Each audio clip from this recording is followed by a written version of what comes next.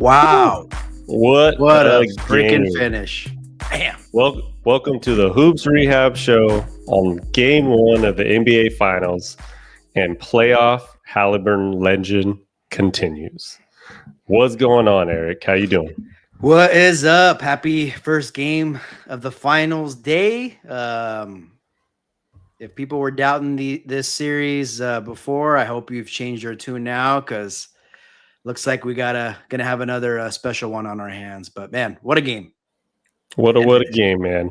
Gotta love it. And this is what we watch the NBA for.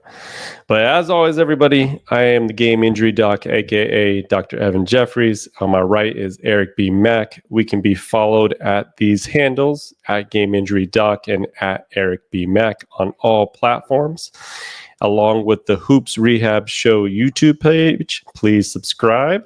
And we also have the pod, which is available wherever you get your pod. And it is the Hoops Rehab Show. So please download, follow, rate, and comment. We love for you guys to do that. But let's get it cracking. And what did I tell you about these Pacers? Oh, so I guess it is going to go 6 after all. No, I'm kidding. I had my notes. I was ready to talk about how you figure if Indiana has hopes of winning the series, that they're going to most likely need to do it in 6. It's going to be tough to win a game 7 on the road. And I was just about to say where it's even going to be tougher, because now you got to win 4 of the next 5.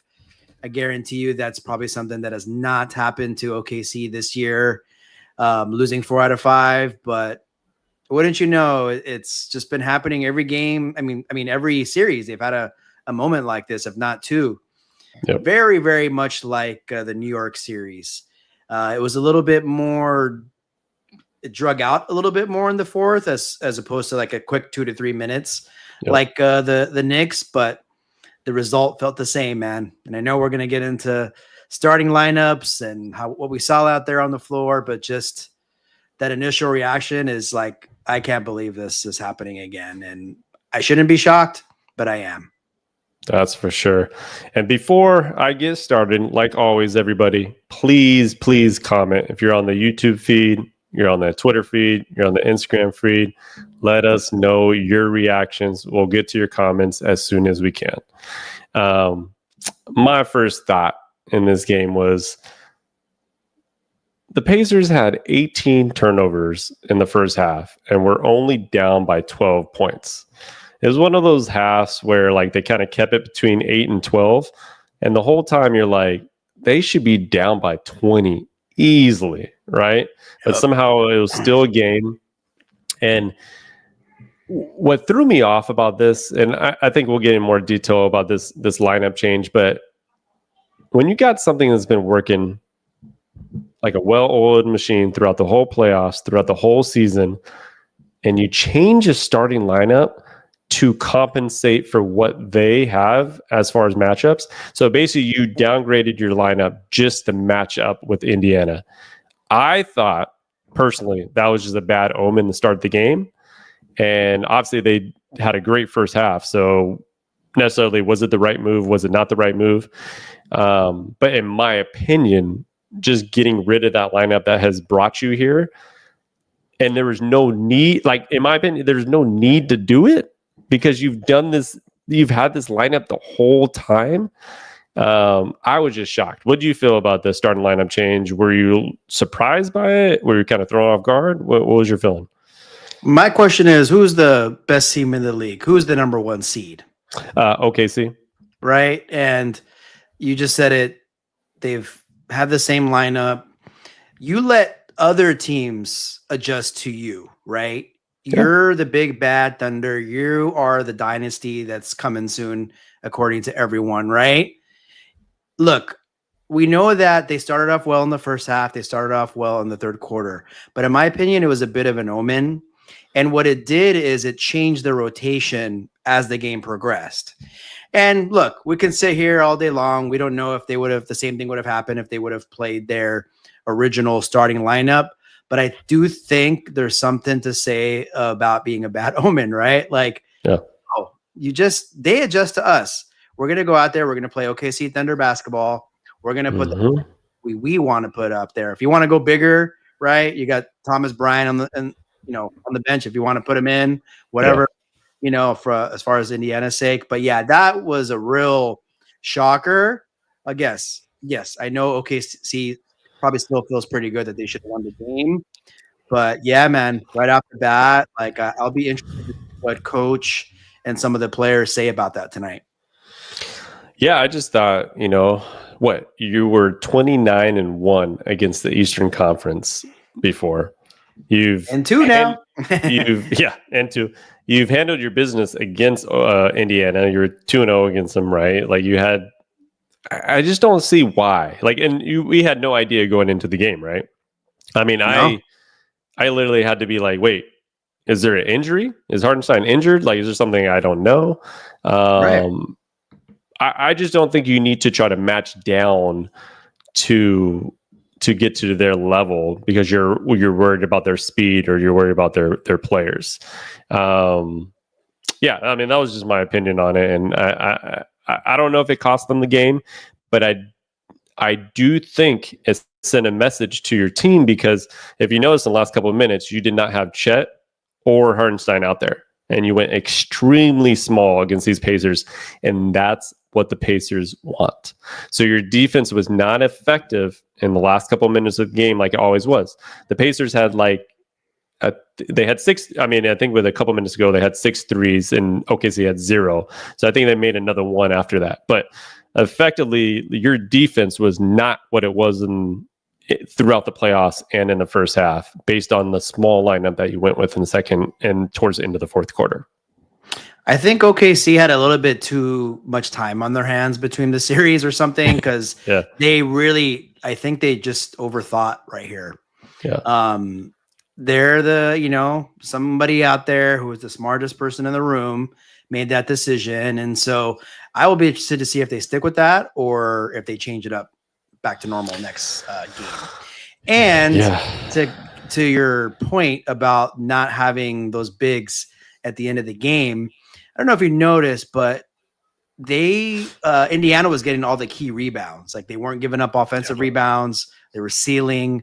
And I think that had to do with OKC being a little smaller out there. And so, first half wasn't Indiana basketball. I think I tweeted that out, had 46 points, 45, I think, points. And then second half was definitely Indiana basketball scoring 66. Yeah. And it was kind of where OKC was trying to match their energy versus making them figure their typical lineup out there. And so, man, like just not only to start the game, but as you mentioned towards the end, man, this reminds me a little bit of the Knicks game where we're like, hey, that can lose you a series when you lose a game like this. Yeah. And to your point, I mean, the Pacers had 56 rebounds to OKC's 39. What do you think? I didn't even look at the stats. I could have told you that just watching 56 to 39. Wow. What do you think the difference is? You didn't have as much height out there, right? And everybody's talking about how dominant OKC's defense is, right? Indiana played hell of a defense of fourth quarter and just overall as a team throughout the game, there was times and periods where they played great defense, right? OKC shot 39% from the field goal the whole game, right? 39 is not going to get it done. That's not something that usually gets that gets off a playoff win, right? So I just thought there's some mismanagement in lineups. I mean, to me, is Chet your third best player in the series, or I mean, at least on the OKC team? Well, I mean, in theory, right? I mean, he should be 6 points. He had 24 minutes. I see that. I know. I was just looking at that now. I don't know, man. I think people try to make too many adjustments and they try to not, especially in game one. I don't think you need to outsmart yourself in game one. And that's a game they should have easily got. You could say all you want about, they got lucky. Okay, Indiana got lucky and did their usual comeback, right? But this is what they do. They've done this the whole playoffs. They've won the first 2 games in every round. Okay? This is nothing new. So we have to start giving them respect. You talked about it last night or a couple nights ago where they've won game 1s, and then we were like, shoot, they've won all game 2s as well. Yeah. And here we are, and so man, I know we'll talk a little bit later about the rest of the series, but definitely OKC fans were shocked, man. It was, oh my God. Like I said, it's reminded me of all these games we've seen, like, and it's been on the road too. That's the cool thing about it. It hasn't been all at home. It's been on the road where tough environment, and they're just a well-balanced team. If you look down that box score, look at that starting lineup, right? Like, just to read it out: 19, 10, 15, 14, 14, balance. 17 from Obi Toppin, a huge 14 from 17 from Obi Toppin. Jesus. Yeah, we were talking about that, right? And I was like, I felt like Indiana, we kind of both felt that Indiana's bench is a little stronger, right? Even though you think about OKC is very depth and they have a lot of people off the bench, and that's mainly Caruso, right? Where you think about their bench, you're like, oh, Caruso is such a beast, blah, blah, blah, blah. But I felt like Obi Toppin, the way he's been playing the last 2 weeks, has been so amazing for Indiana, and I thought he would be a big presence, and he had 6 threes. I mean, or wait, did he have 6? No, 5. Sorry, 5. Threes, right? So just huge from him. I think that's because I think in the Knicks series he only had like 1 or 2 threes, so he had more in game 1 that he had in the whole Knicks series, and he was good in the Knicks series too. He was a factor out there for sure, and so deja vu all over again. Man, what a game. So, well, we haven't even really said his name much, but Tyrese Haliburton. Yeah, let's talk about that last possession. So when I looked at the last couple of minutes and I'm watching the game, and especially like in the fourth quarter, like Tyrese really looked like he didn't want to shoot offensively.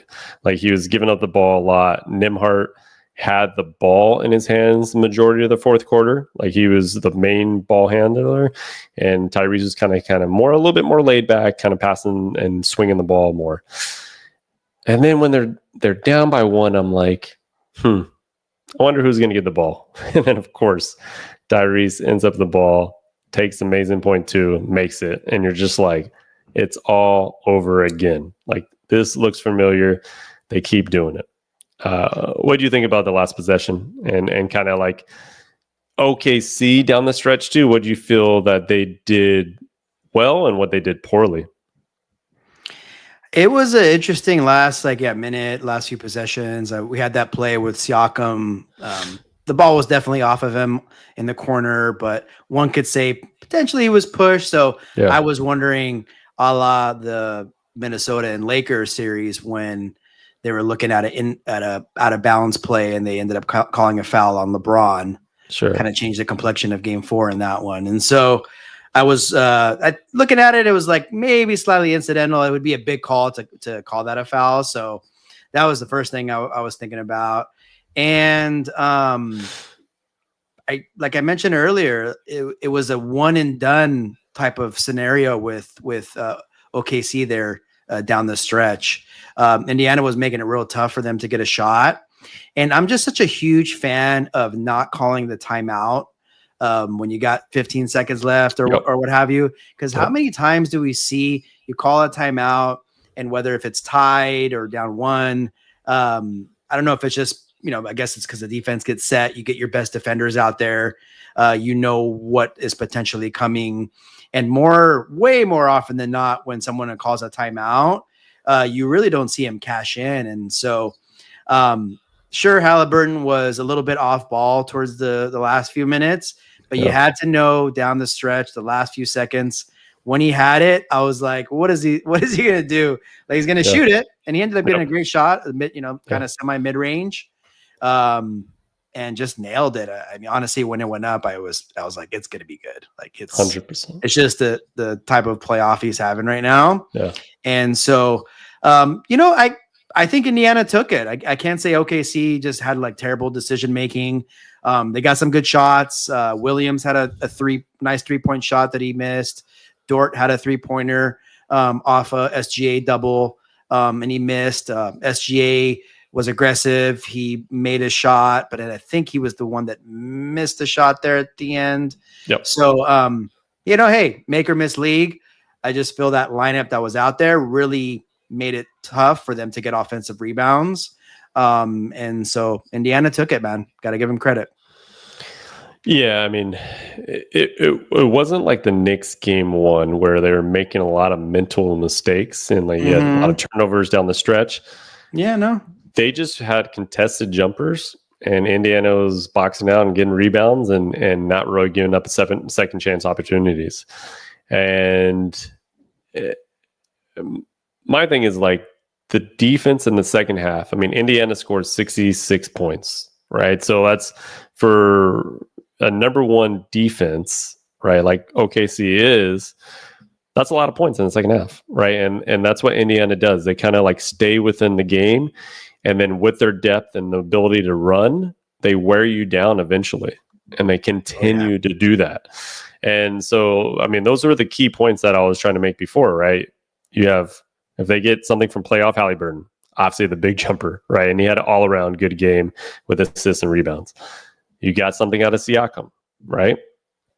And you got something out of Rick Carlisle, who made an adjustment in the second half and really made a difference in just scheming his second half and getting his players to believe and trust, right? So I think, overall they played SGA well. It just he's going to get his, and that's fine.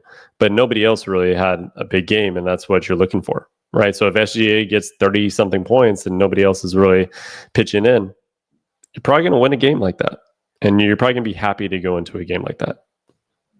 Absolutely. We talked about coaching, and right off the bat, we can say Rick Carlisle outcoached him right tonight, and so that's something we may see. I mean, he's been there, he's done that, he's led different teams. So, speaking of Rick Carlisle, so in the last 50 years, 5-0, there's been 2 15-point comebacks in the finals in the fourth. Guess who coached both teams? RC. Rick Carlisle. I'm going to call him RC now. I think that's a good name. Okay. RC. And so it was Dallas against Miami in 2011, and then tonight. And so Indiana's breaking all sorts of records. They were actually down 9. I was just looking. They were down 9 with about 2:40 left as well. So it wasn't just the 15. Oh my God! Is that another? Because wasn't the New York game? They were down 14, but it was something to do with 9 points at 2. But I'm sure there's another stat. Yeah. If we go look at the stats, I'm sure it's another one in a billion games that they haven't really done this, especially in the NBA Finals. I highly doubt too many comebacks like that, right?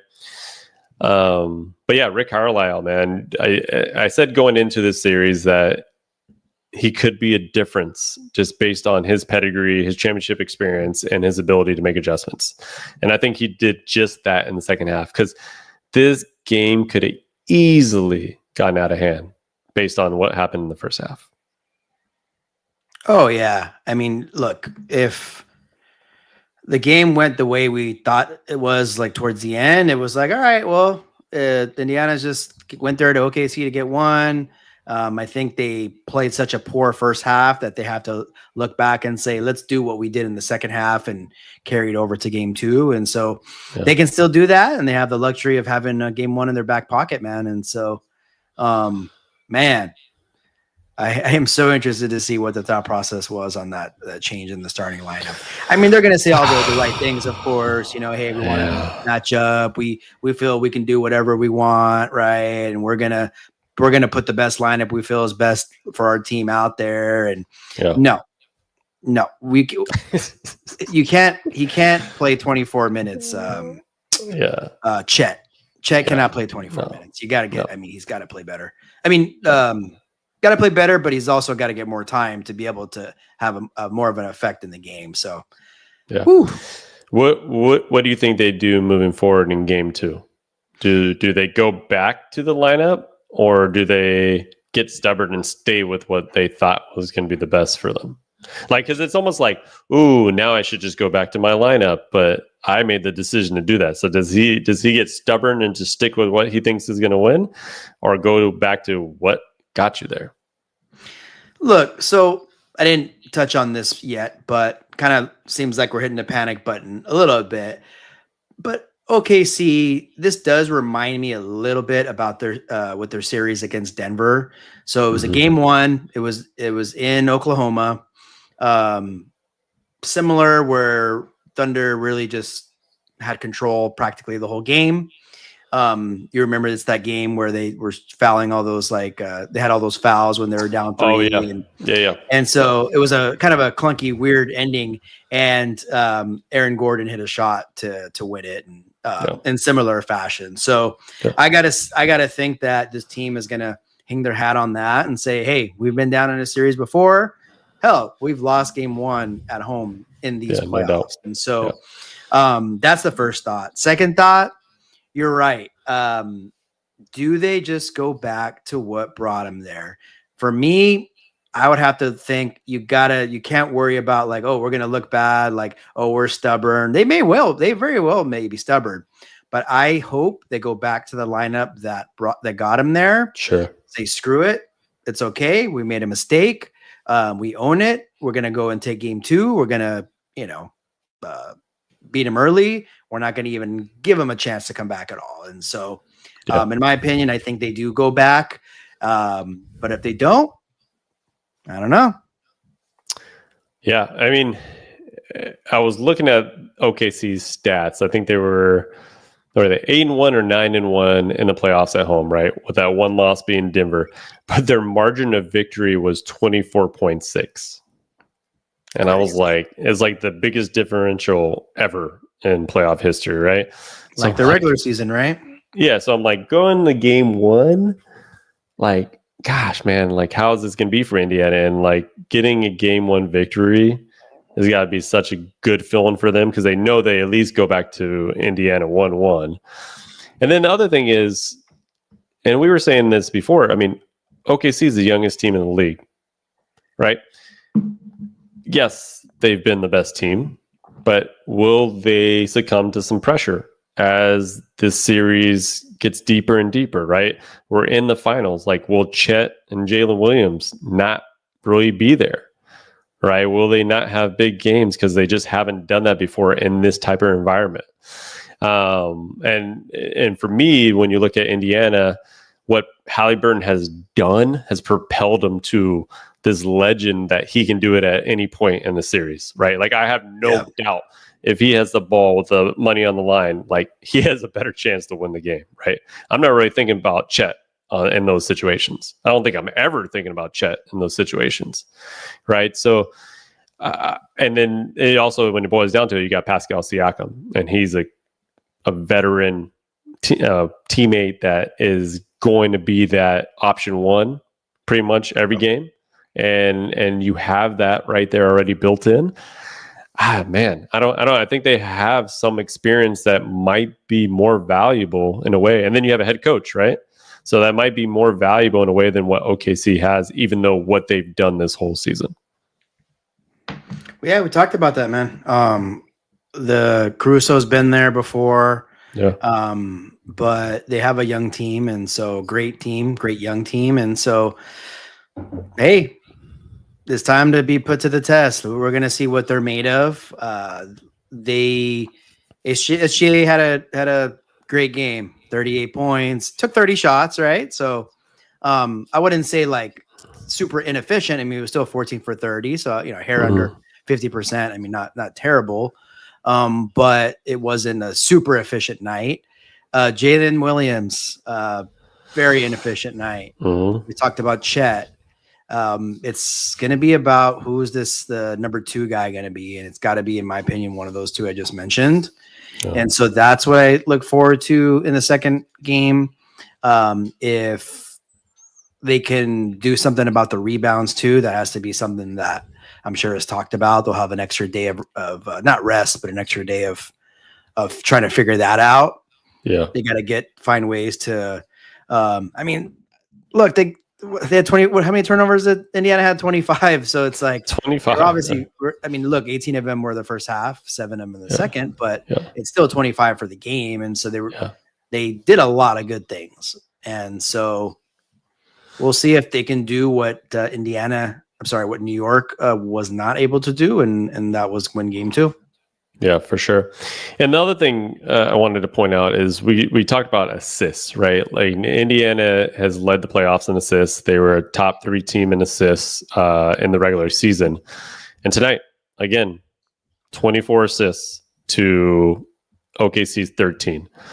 So wow. Yeah, that's when I look at OKC and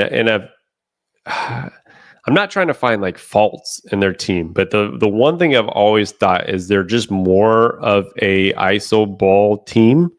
I mean, that's partly because of SGA, right? Because he is that type of player.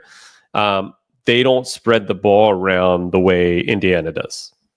And the way Indiana can create ball movement and the way they always are hitting somebody for an open shot, you're bound to make some of these open shots, right? If they get these wide open jumpers, they're going to have more chances to make buckets, right? And I think that's part of what their game is and an advantage that they have versus OKC, who is not so much that type of team. I don't know. What are your thoughts on that? What do you think of like OKC in terms of what do you see them offensively? Like to me, they're hard to read because they don't move the ball as much as you would think out of a top offensive team. Absolutely. I mean, geez, like if anybody, when a team scores 110 points, only 13 assists, that's a very low number. Now, I got to look, to be honest, at some of their other games and things, and maybe it's kind of the norm for them, which you seem to be pointing to.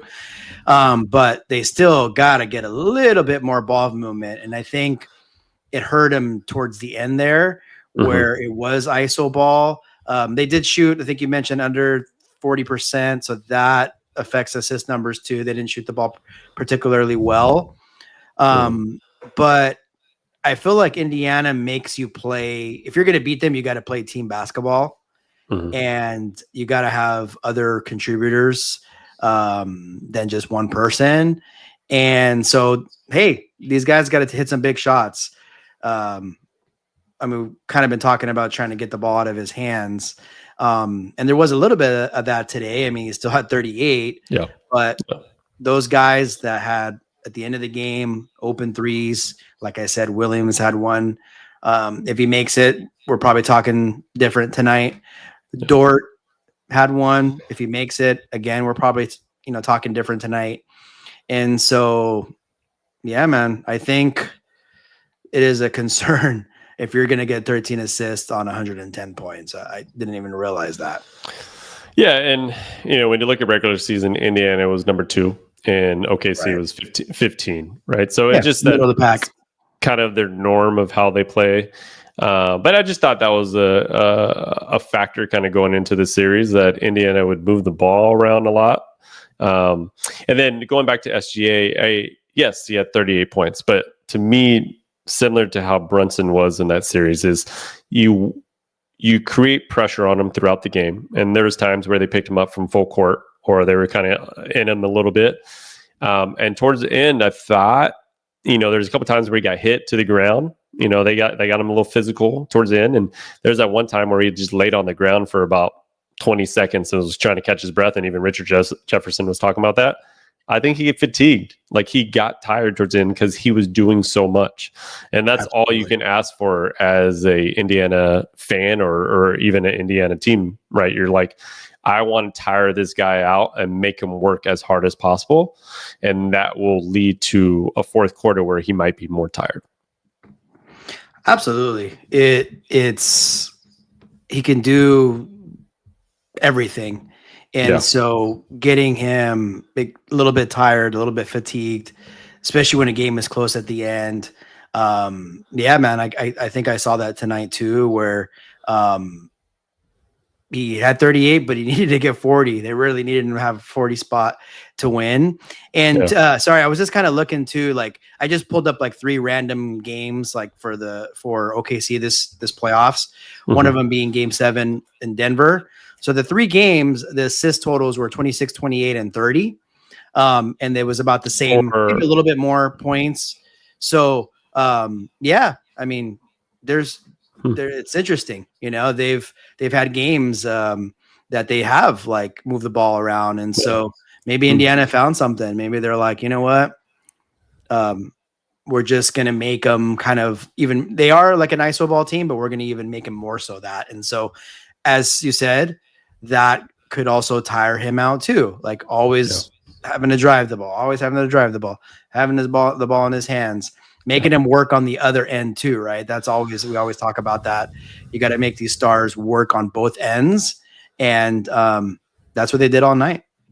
Yeah, definitely.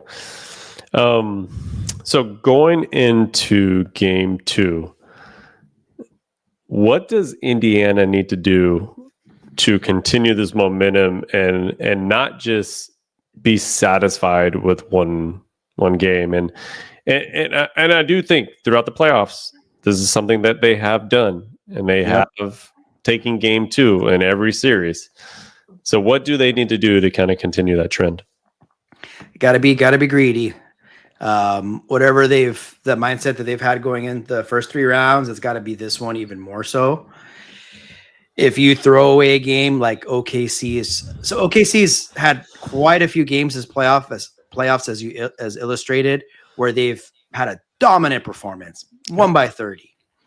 And sometimes those games can really have an effect on future games. I know each game is its own entity, but I think Indiana, they got to play your game. If it's close and we lose it, hell, so be it. But if it's a clunker, a stinker, that can really carry over in Indiana. And so if I were the Pacers, like, I'm going to go out there and try and win. I'm going to try to keep this as close as possible, I guess within 15 in the fourth quarter, and roll the dice and see what happens. If Indiana is like, comes in, win or lose, and they're like, wow, all right, damn, this team is for real. Like, they came in our house. We're used to losing game 1 and then blowing out the team in game 2. Because they are satisfied with 1. So that's what I look forward to seeing. Not so much strategy. We know what it's going to be like. We know what it's going to be. It's going to be a well-balanced attack. We'll see what OKC does. But from the Indiana perspective, let's get 2. In my opinion, I'm getting greedy, right? I mean, this is what they've done in the playoffs. And I don't know how we're going to keep saying it. We shouldn't be surprised by this. Like, they have done this. Like, I know everybody thinks this is shocking, and the reason why I picked the Pacers is because they keep doing this. I mean, I still would be shocked if they got 2 in OKC, just because how good OKC is. Yeah. However, this is a good damn team by this Indiana basketball team, and I think they have whatever you want to call it, momentum. You want to call it just like they have galvanized in this playoffs, and they're looking to win a championship. There's no doubt about it. They want to win a chip, and this would be the first one for them, right? So I think there's a lot on the line for them, and they should come out in game 2 and play like that and really put the pedal to the metal and try to get 2 and take it back to Indiana. And that crowd in Indiana is going to be insane no matter what at this point.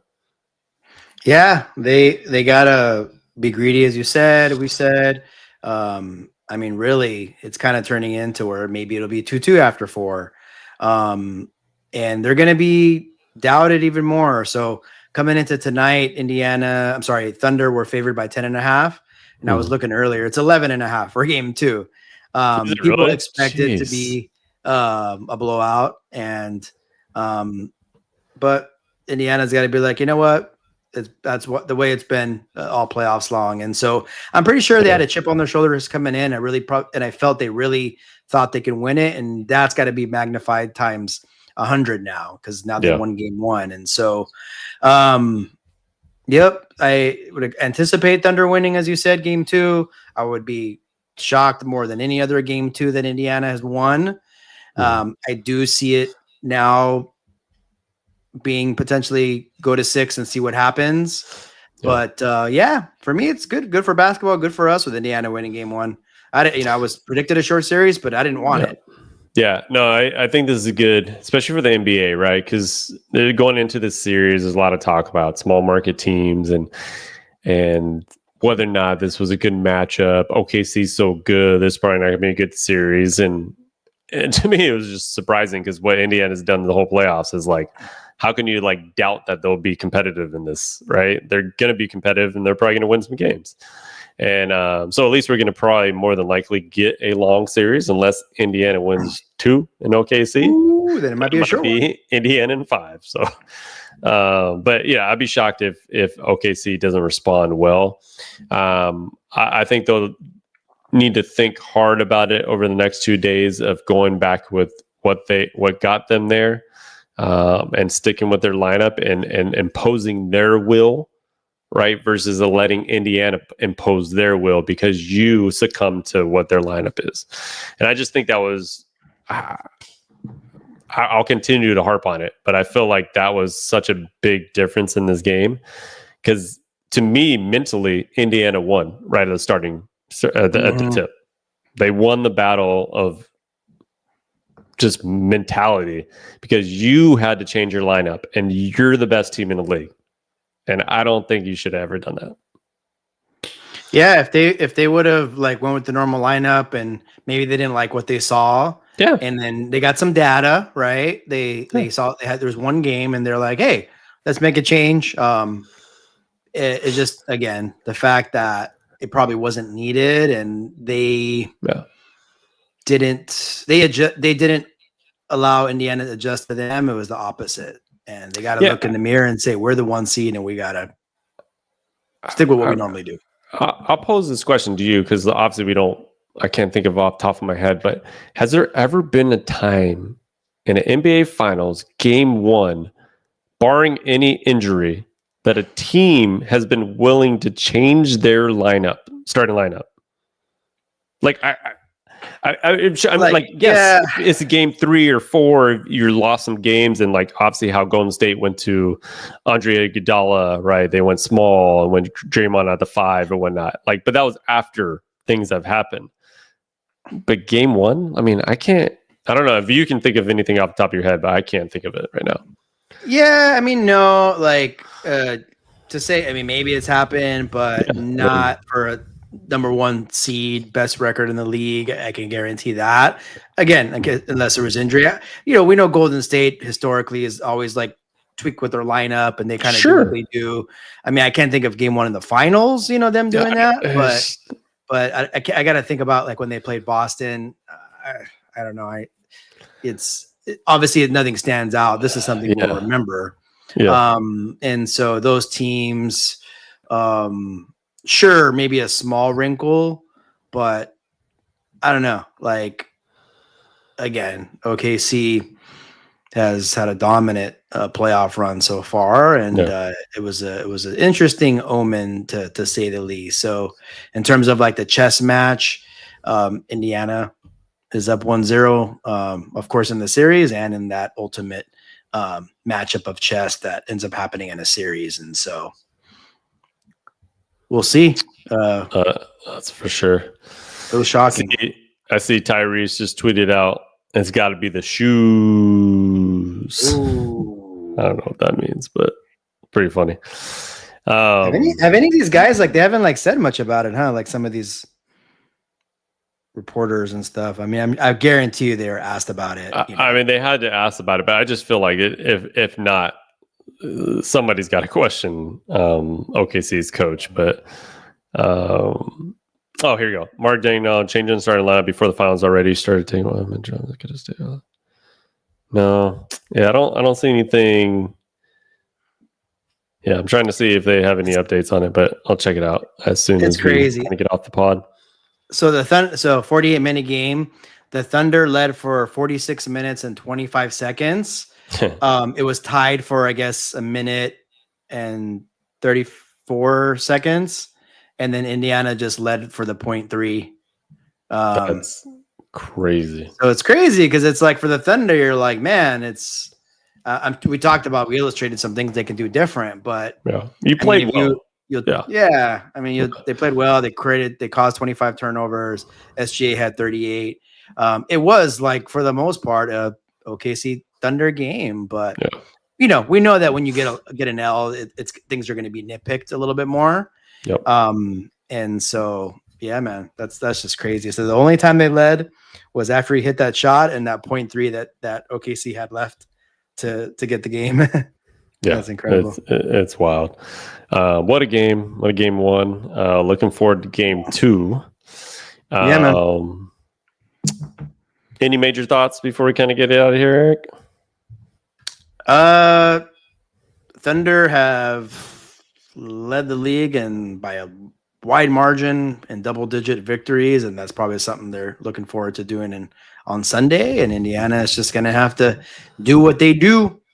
The finals is a little spread out, so it's Thursday, Sunday, Wednesday, Friday, Monday, Thursday, I believe. Yeah, so we got some time in between for these teams to think about it.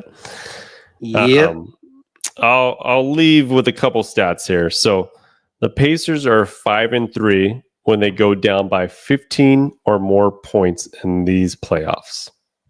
5-3, and then they're down by 15. I thought that was kind of interesting. That's incredible. You're down 15, you lose ball games. That's just how it is. For sure.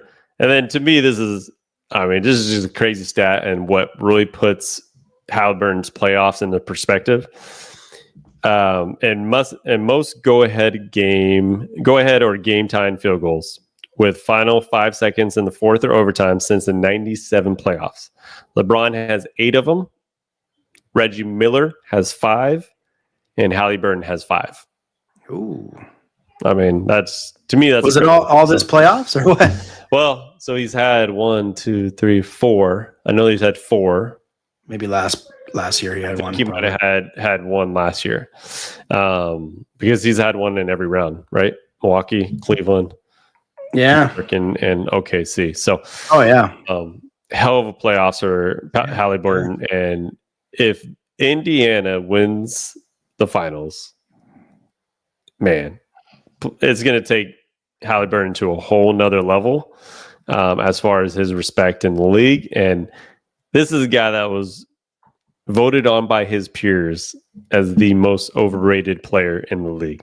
Can you talk about that enough? He's sponsored by Nike, or does he have Nike shoes? I imagine. Probably. If I'm Nike and Indiana wins, you know what commercial that's going to be, right? Oh my God! It's going to have overrated, all over it. He may as well have overrated shoes. He should have. They should market the overrated thing like no other. Maybe bring back the talking penny dolls and have a talking Tyrese Haliburton with Chris Rock talking about overrated the whole time. But yeah, man, he's going to have some marketing galore after these playoffs. So. Yeah, win or lose, if they win, especially. But man, he's having these peers are eating dust right now because they got to start voting for Gobert again, Rudy Gobert for it. But I think Rudy's always going to catch strays on the Hoops Rehab show. So I think so. Anyways, all right. So we will be back on after game 2 on Sunday. Kind of. Have our reactions live after game 2, but unless there's something in between, we might have emergency pod, but we will see you guys on Sunday. Eric, anything else? That's it, man. That's it. Looking forward to game 2. All right. So from the Hoops Rehab team, we are out. Peace out. Have a good night. Let's go on to game 2. Peace out.